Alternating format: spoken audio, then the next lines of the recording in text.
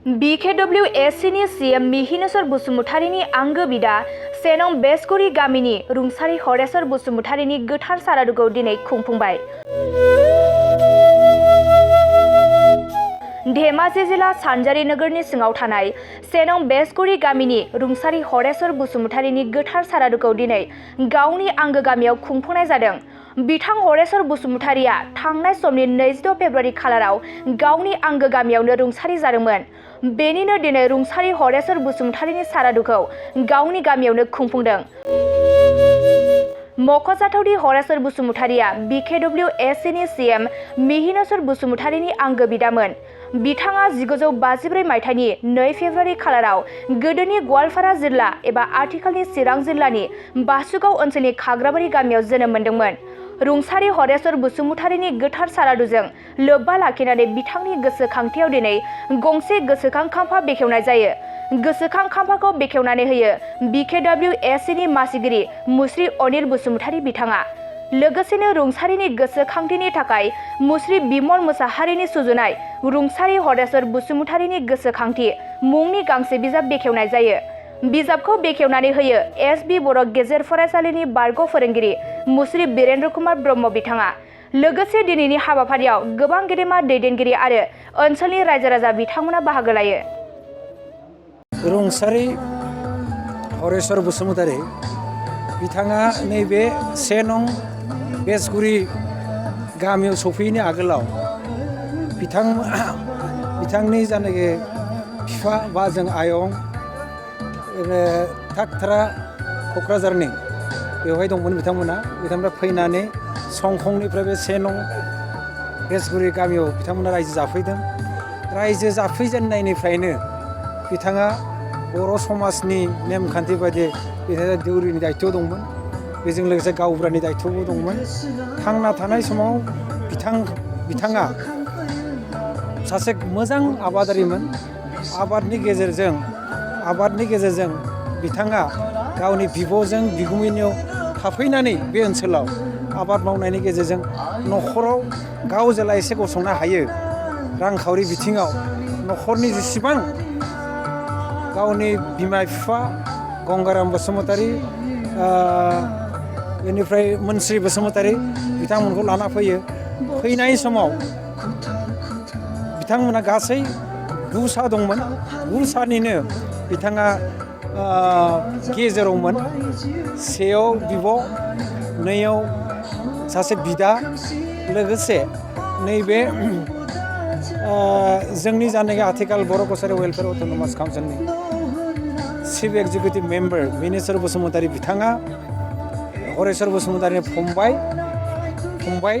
असे फंबाय।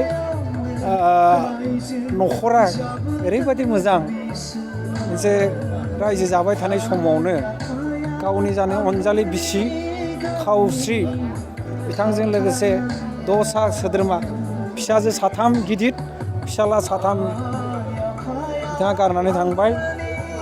थांना थानाय समाव बिथाङा मोनसे गिदिर बेमारजों बिथाङा मोगा मोगि जानांदों। मिथिनो मोन्दों बिथाङा केन्सार बेमाराव भुगिदोंमोन। ओंखायनो 67 बोसोराव बिथाङा जिउ गोमानांगौ जादों। बेयो थैनाय बैसो नङामोन। मानसिया थैयो बेबो थिग। थैनायनि जानाखि जाहोन आलादा। दा बिथाङा जा जाहोनजों बिथाङा जिउ गोमानांगौ जाहैबाय जोबोद दुखुनांथाव।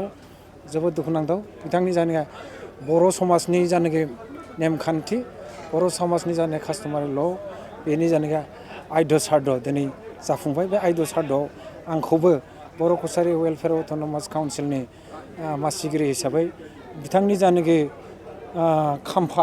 गोसोखांथि खाम्फा बेखौ बेखेवनो आंखौ खाबु होदोंमोन। आं बेखेवबाय। आं फैनानै बे बेसगुरि गामियाव रायजोफोरनि जानाखि बाहागो लानाय लैहोर खोब मोजां मोनदों। आरो बर' समाजनि जानाय नेमखान्थि बायदि धोरोमनि गेजेरजों बिथांनि जानाय आयध्य सारदआ सोलिदों। आं खोब गोजोनदों। आं सानो दिनैनि बायदि बे आयध्य सारदआ फैनाय दिनफोराव बर' समाजाव जाहाथे आयध्य सारदफ्रा बेबायदि जायो। बर'नि बान्द्रा होनाया बेबायदि जाहाथे जायो। आं बेखिनिखौ बयबो बर' समाजाव जाहाथे थायो आं बेखौ खावलायनानै आं बुंनायखौ एसेनो दोनदों गोजोन्थों।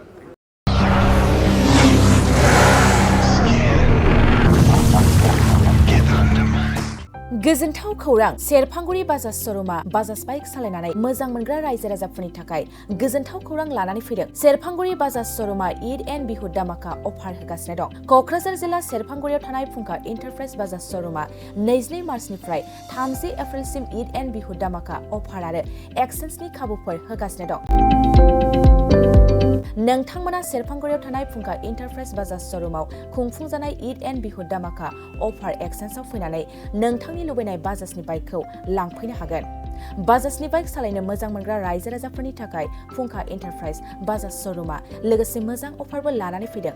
बेफोरनो जाबाय helmet free, 5 litre petrol free, case होनानै बाइक बायगिरिफोरनो 1000 रां केसबेक हरफिननाय जागोन। आरोबाव लोगोसे मोनसे गोजोनथाव खौरां 500 रां होग्रोनानै गोसोबादि बाइकखौ आवग्रिना दोननो हागोन आरो गासै गारिजों लोगोसे मोनफा एसर गिफ्ट हरनाय जागोन। फुंखा इन्टारप्राइज बाजाज श'रुमा 7999 रां बेसेनावनो डाउन पेमेन्ट होनानै बाइक लानो हागोन आरो जायखिजाया बाइकखौनो एक्सचेन्ज खालामनायनि खाबु लानानै फैदों। आबुङै मिथिनो थाखाय 6003817191 7002240725 आरो 9101547892 बे जानबुं नाम्बाराव खौरां लाहरनो हागोन।